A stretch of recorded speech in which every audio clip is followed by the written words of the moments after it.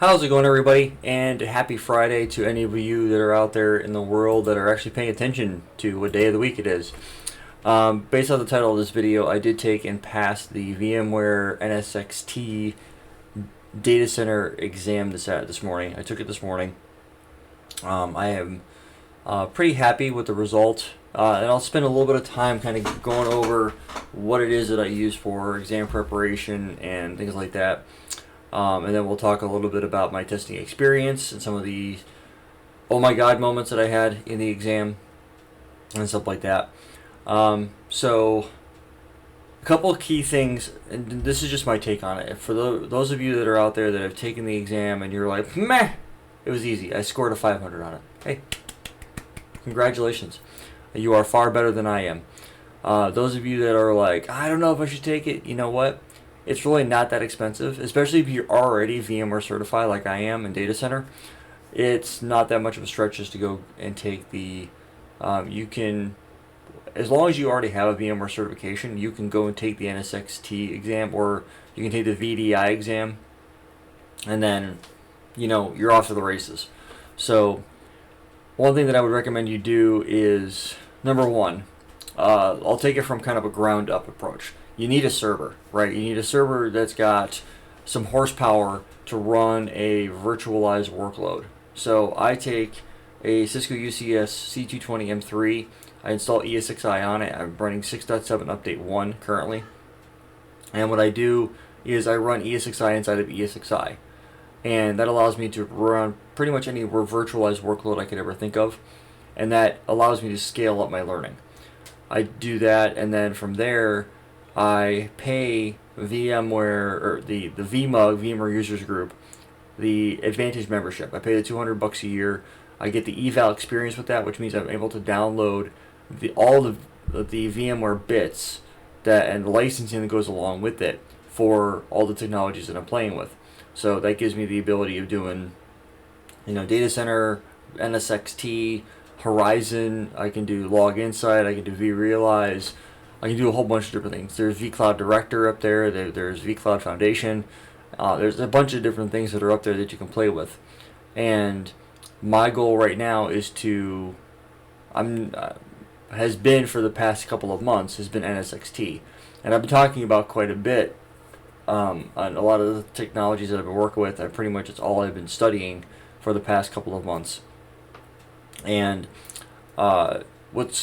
it's pretty important, and in my opinion, you're going to have a hard time passing the data center exam for NSX-T if you have not labbed it up. I'm very fortunate that I have the ability of labbing it up in my home lab. You can use VMware Hands-On Labs, HOL, and then blow away things and redeploy them and stuff like that and understand how it all comes together. But in my opinion, you lose some of the value if you're not trying to get it working from scratch, because then you have that understanding and knowledge of what needs to be done in order to get certain things to work. So it was not easy getting NSX-T to work initially. I watched a ton of videos and I read a ton of blogs. And it wasn't until diving into it to the level that I had that it really make itself obvious to what I was doing wrong. So that's one of those things where I had to spend a ton of time getting ready for the exam, and preparation was a multifaceted approach. I purchased 2 or 3 video courses from Udemy. Basically anything NSX-T, getting started with it, and then I watched a bunch of YouTube videos on it. I went out and bought 2 books on it. I went out and, let's see what else was there. Any resource that I could find online for NSX-T, I went out and bought or downloaded if it was available, and watched. I watched a bunch of different video series on NSX-T. I read the books. The hard part for me was understanding why certain things worked the way that they did, and the centralized nature of how the solution comes into play. And having that understanding made it a lot easier to deploy. and easier to answer the questions, because then you have a native intrinsic understanding of how the solution comes together. If you're just reading the documentation or watching videos and trying to take some notes, in my opinion, that's probably going to make it more difficult for you to pass. So keep that in mind when you're looking at an exam. If you're going through training material in order to pass an exam, keep that in the back of your mind that there are options out there for you to lab this stuff up with. And if you're not taking advantage of that for whatever reason, and you fail the exam, well, then you weren't putting 100% effort into passing your test. To me, passing your test is a multifaceted approach. You're reading, you're watching, you're trying, you're breaking things, you're trying to get them to work, you're spending 14 hours a day on the weekends trying to figure out why a solution isn't coming up and running. Because, in my opinion, if you're, and this might offend some people, and honestly, it's just straight up me being honest and transparent. If you're doing just the bare minimum to pass your exam, and then you end up failing, and you're like, well, why did I fail? I studied for 3 weeks. It's not long enough. There's some areas that I had to go brush up on, especially on the non-ESXi side of the house. That's really all I've had experience with, because based off of my testing, it seems like that's all it's supported. So like, I might be able to run it on KVM, I might be able to run it on bare metal, but I've never tried. So that's something that I'm going to have to look into and see if it'll actually work. But there was a fair amount of questions on that side of the realm, which is KVM and bare metal, which is blatantly obvious on the exam blueprints, and then when you're reading up through the design guide and the configuration guides, it's very well known that those solutions are available, and I did not spend a lot of time reading through that stuff. So that made questions in those areas more difficult to answer because I just didn't have the exposure that I needed. So with that being said, the areas that I was weak in are going to be obviously areas I'm going to have to go read up on. However, a lot of my customers aren't running anything outside of ESXi. So it's kind of a wash to a degree where I'm not dealing with KVM or bare metal on a regular basis. So obviously it's going to be a weaker area of my understanding of the technology. That's fine. If I do need to go deploy it, then I'm going to go spend the requisite amount of time that I need to in order for me to be successful in the exam. And that's just how you should be approaching your certs. I know a lot of people do, but the folks that don't put in the time that they need to and then complain, and they're like, well, how much time did you put in? You know, if you're only putting in 75% of the effort, you're going to get 75% of the results. So I think I did pretty well. If I had to gauge it, and I'll post I'm thinking about this after the fact, but my exam report I'm going to look at taking and putting that as my thumbnail, so you guys will see what that looks like. And I'll blur some stuff out that now it's well known the minimum passing score on VMware exams is 300 for a lot of them. So 300 out of 500. So they're giving you a lot of latitude. Like it's like 60%, right? Which is kind of a wide margin. I'd say I was 75-80% of the way there. I got less than a 400, which I was actually a little disappointed out. My goal on any VMware exam that I take is to shoot for 400 or above, and when I get below 400, which is technically 80%, that's how I look at it. But I don't know where they actually started. They started at 0 and work your way up to 300. I honestly don't know. Maybe it's my assumption is that they do.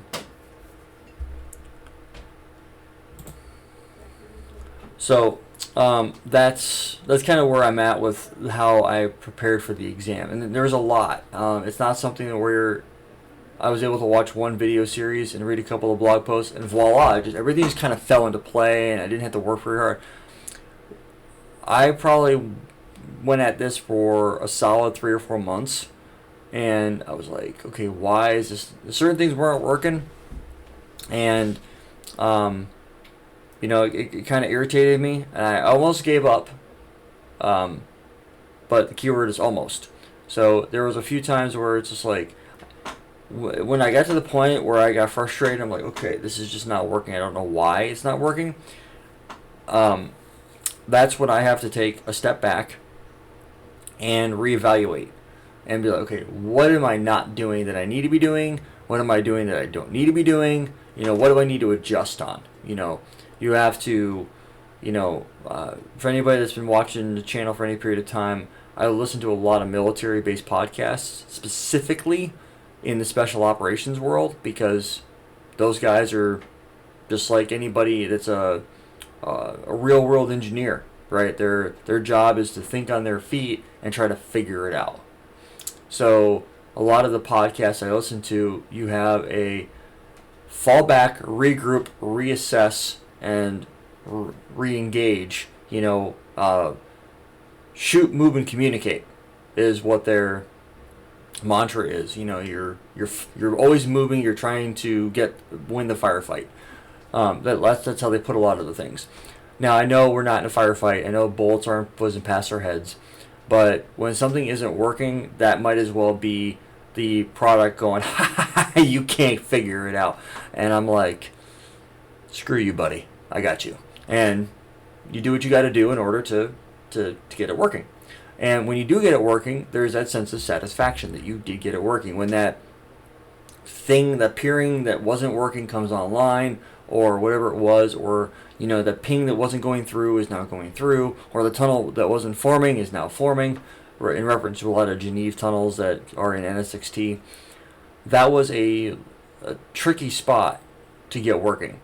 But needless to say, once I got through the points and the areas that were difficult to get working, and once I got them working and I was able to get the solution up and running and I knew what to do, and then I started to scale it out.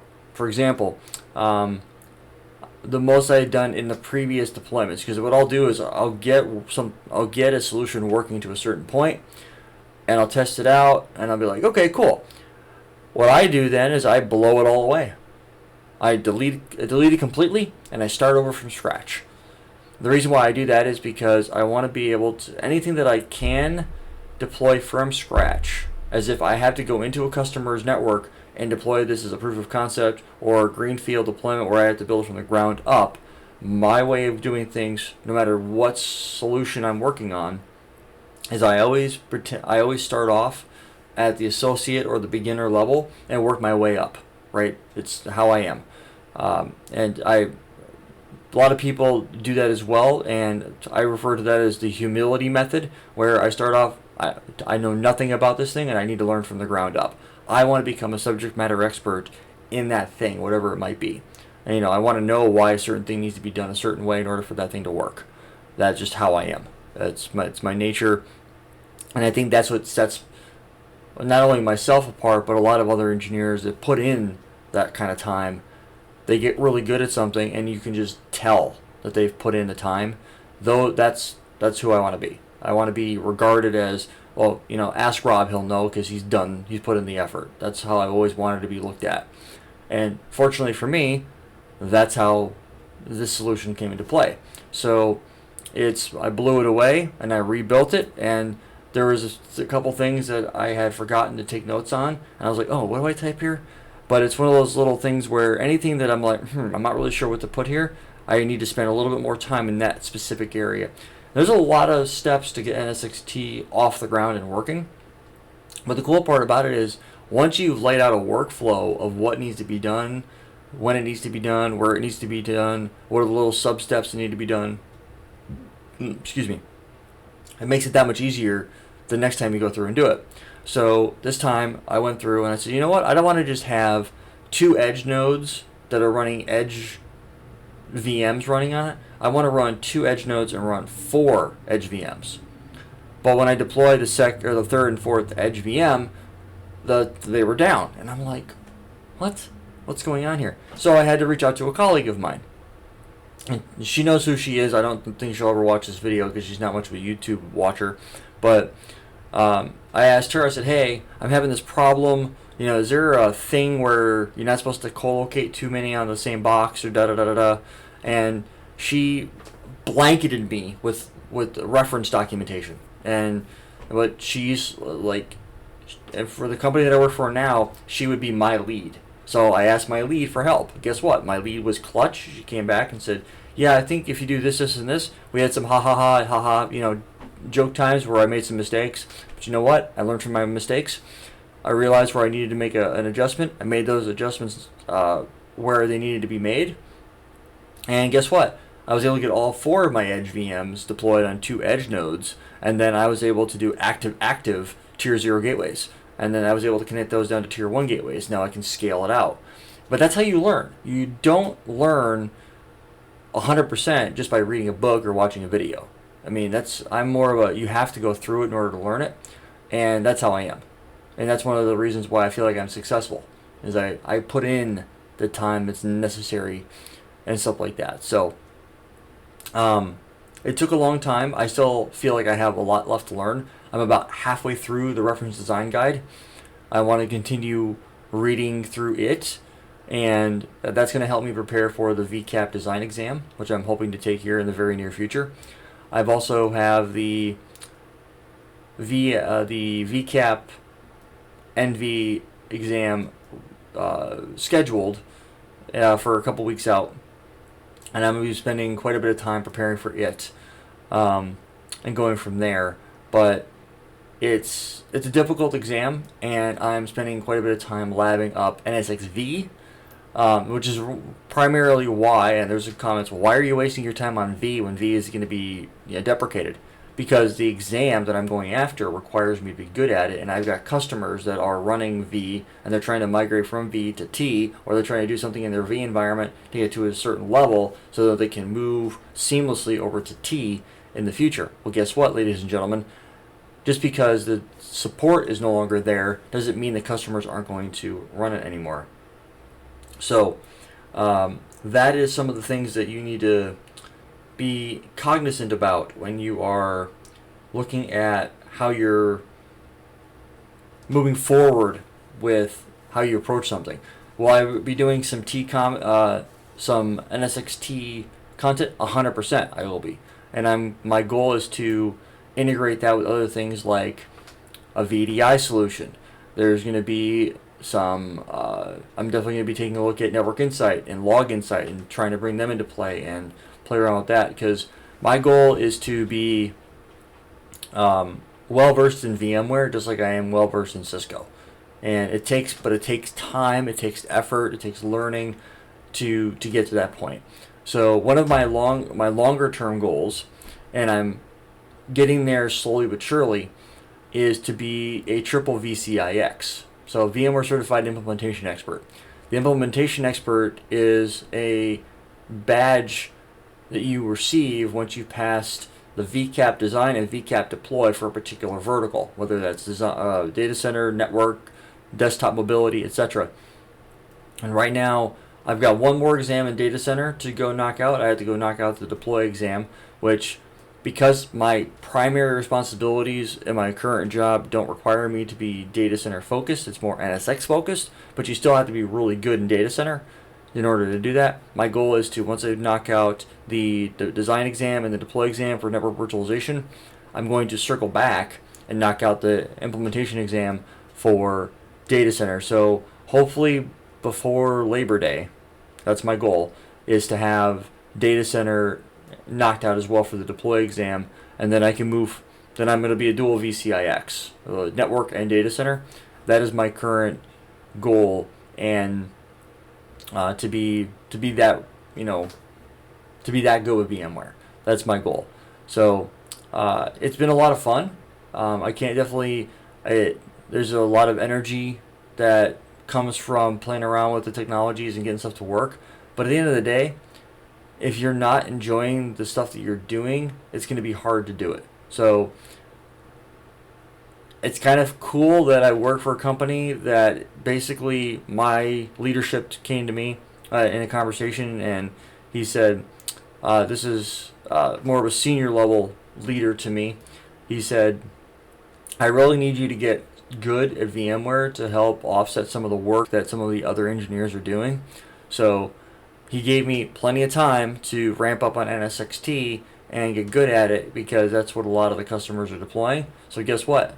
That's exactly what I'm doing. If leadership gives me the opportunity and the time to go dive into something, and that's going to be what it is that I need to go learn, I'm going to go learn it. And by playing around with it, you get good at it. So with that being said, anybody out there that gave me help on the VMware exams or has, benefited from it, thank you and you're welcome. I'm definitely going to be continuing to move forward on my journey here on the VMware side of the house. A lot of my content coming out here in the near future is going to be VMware focused, and I'm hoping all of you benefit from that. So a lot of cool stuff coming. With that being said, we're 20 minutes into this video. I do want to thank everybody that's been a continued supporter of the channel. We are coming close to 25,000 subscribers. I can't thank you guys enough for your support and continuing to benefit from the stuff that comes off the channel. I've seen a shift in the viewership. A lot of people are starting to watch the VMware content, which is what I'm hoping to be, both the Cisco and VMware, YouTube channel. So yeah, good stuff. With that being said, happy 4th of July to everybody that's out there if you observe the holiday. I will see all of you in the next video. I'm going to try to release next week, but next week is going to be a short week.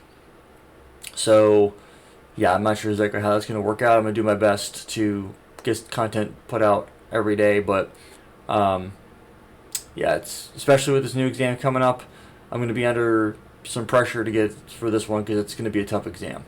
I know it's going to be. So, with that being said, I want to thank everybody again. I'm going to keep saying that until the cows come home.